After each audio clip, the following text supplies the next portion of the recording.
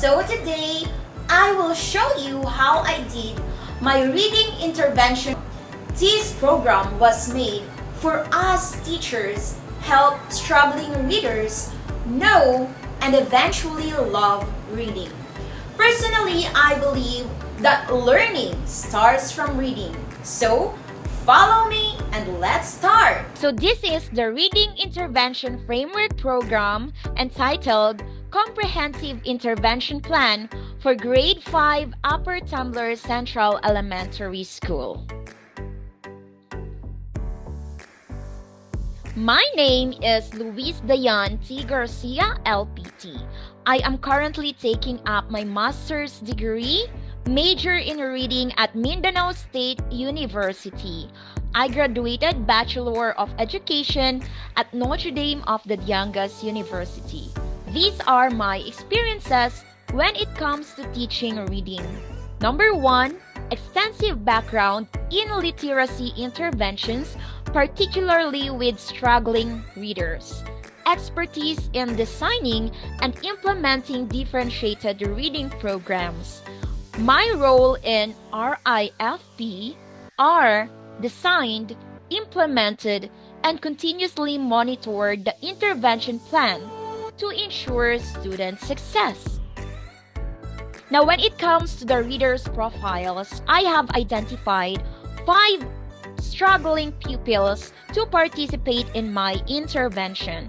So, I have summarized all of their students' challenges and interventions for individual needs. Let's start with the students' challenges.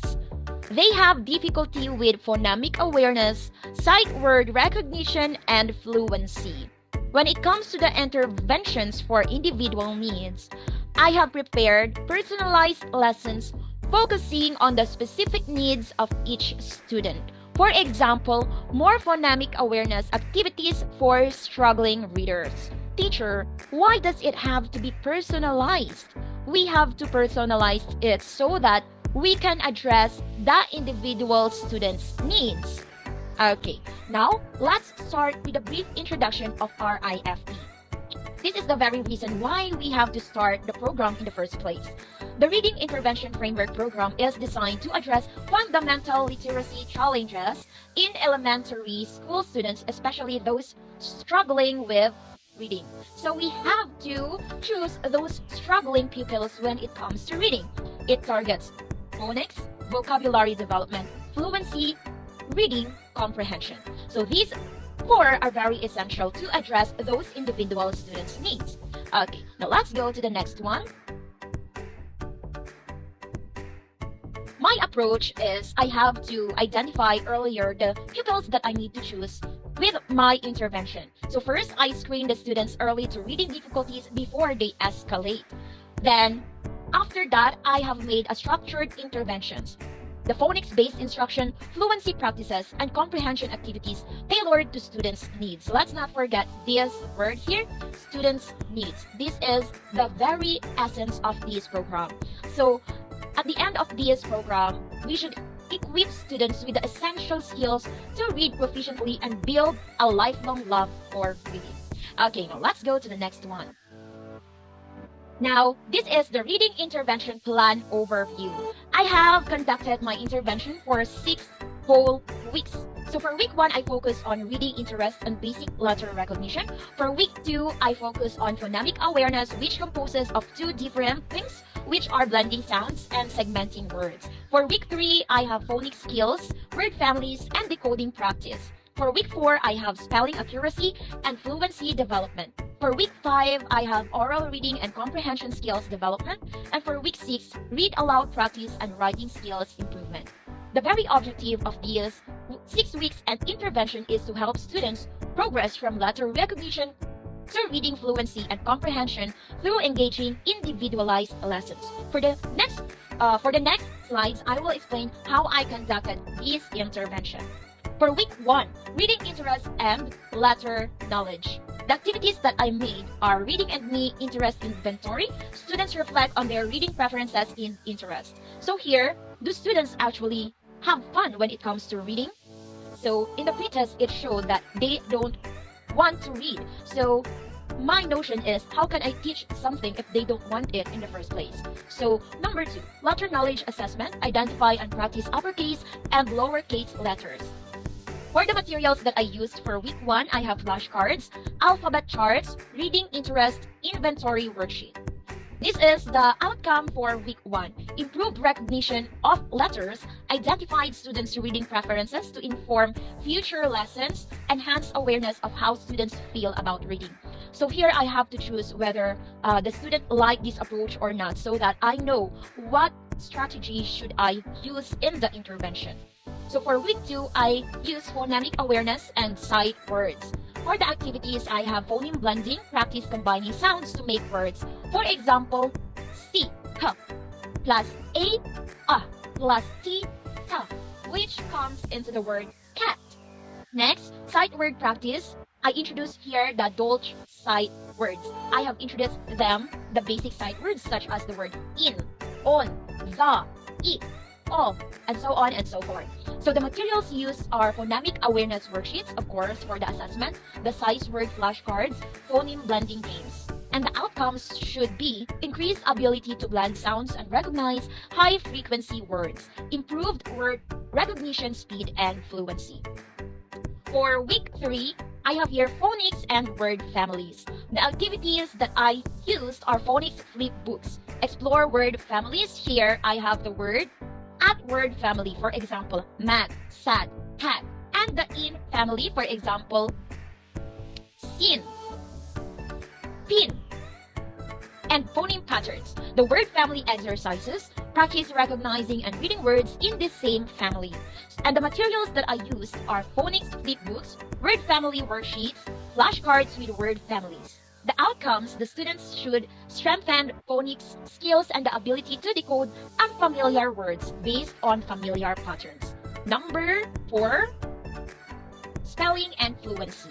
The activities that I use are spelling drills. Students practice spelling high-frequency words, for example, 25 words per week. So here, if we have remaining time, I always use spelling because students love spelling very much. It makes them excited to go to the class. And next, fluency practice, reading simple texts aloud, focusing on pacing and accuracy. So here in the fluency practice, I set as a good example. I read to them first the story or the paragraph so that they will say, "Oh, teacher, read very fluently with the correct pacing and accuracy, so I should read fluently too."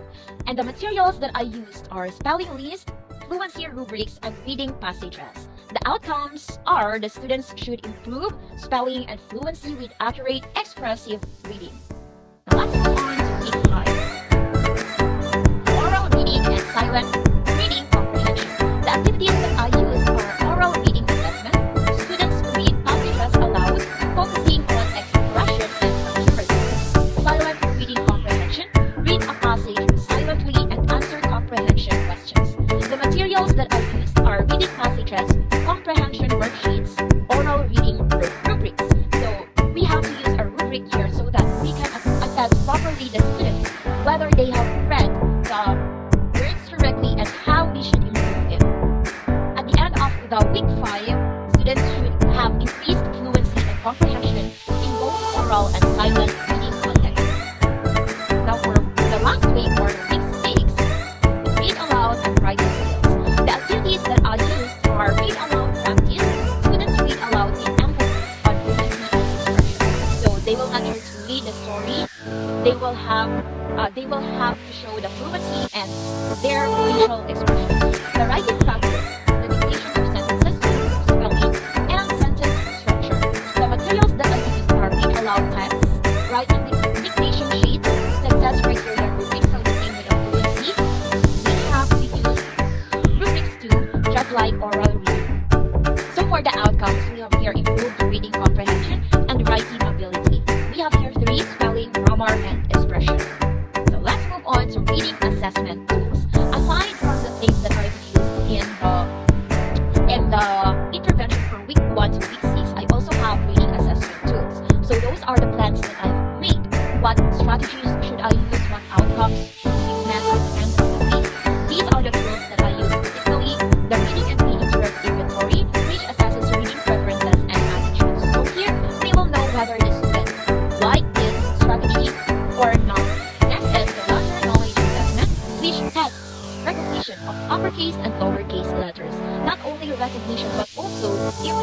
how to pronounce those letters. Next is we have phonemic awareness inventory, which assesses students' ability to manipulate sounds.